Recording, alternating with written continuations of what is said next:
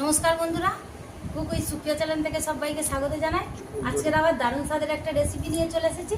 আজকের বানাবো এঁচোড় চিংড়ি। তো এঁচোড় চিংড়ি বানানোর জন্য আপনাদের দাদা বাজার থেকে একদম জ্যান্ত চিংড়ি নিয়ে এসেছে।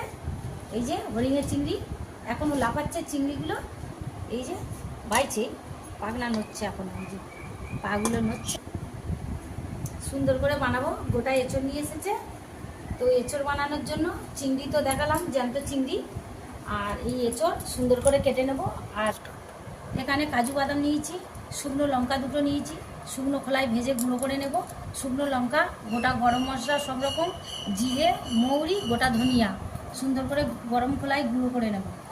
এখানে নিয়েছি সরিষা পোস্ত বেটে নেব, তেজপাতা, শুকনো লঙ্কা, গোটা গরম মশলা। এখানে নিয়েছি আদা রসুন বাটা, কাঁচা লঙ্কা কুচি, টমেটো কুচি, পেঁয়াজ কুচি। তো এঁচোড়ের সঙ্গে টুকরো কেটে দেবো, ভালো লাগবে।